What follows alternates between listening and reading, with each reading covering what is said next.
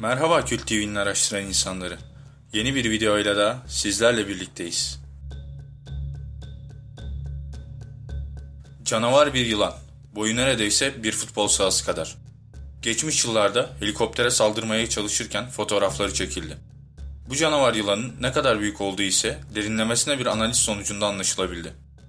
Tüm insanlık tarihi boyunca büyük yılanlar hakkında pek çok efsane ve söylence vardı. Bunlar bulunan bazı fosiller ve çizimlerce de desteklendi. Güvenilir tanıklar ve bazen üçüncü şahıslar ile bazı fotoğraflar günümüzde de bu varlıkların olabileceği konusunda şüpheler uyandırdı.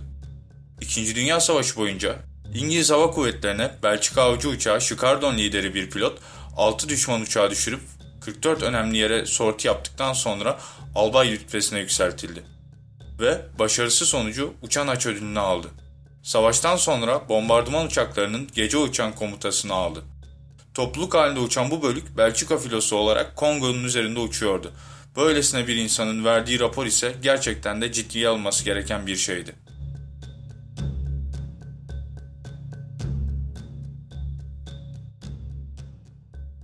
...1959 yılında Afrika'da bir gün.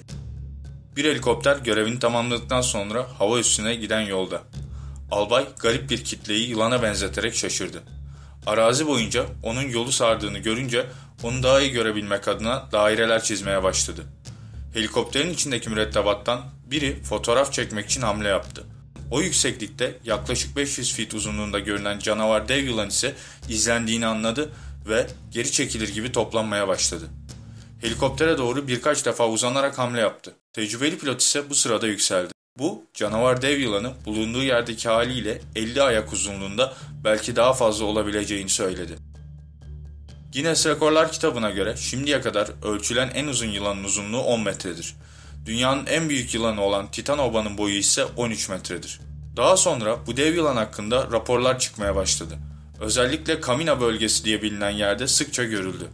Orijinal fotoğrafları Clapton LCL Ulusal Yorumlama Merkezi'ne gönderildi.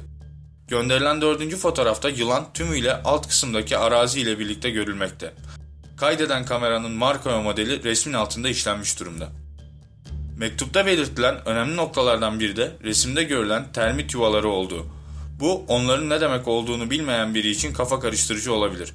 Bunların Afrika termit yuvaları olduğu söyleniyor. Afrika termit yuvalarının büyüklüğü hakkında bu resimlerden bir fikir sahibi olabilirsiniz.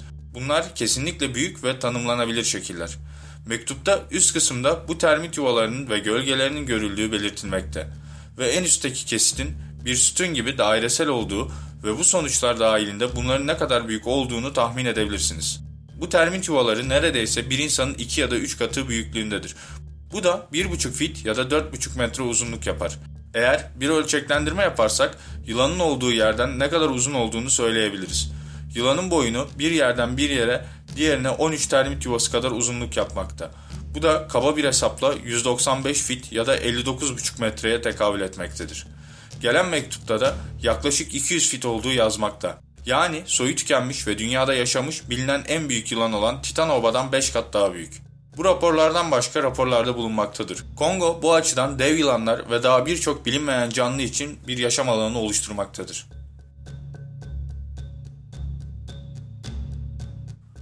Konuyla alakalı görüşlerinizi videonun altında yorum olarak belirtmeyi ve kanalımıza abone olmayı lütfen unutmayın. Yeni bir videoda daha görüşünceye kadar hoşça kalın araştıran insanlar.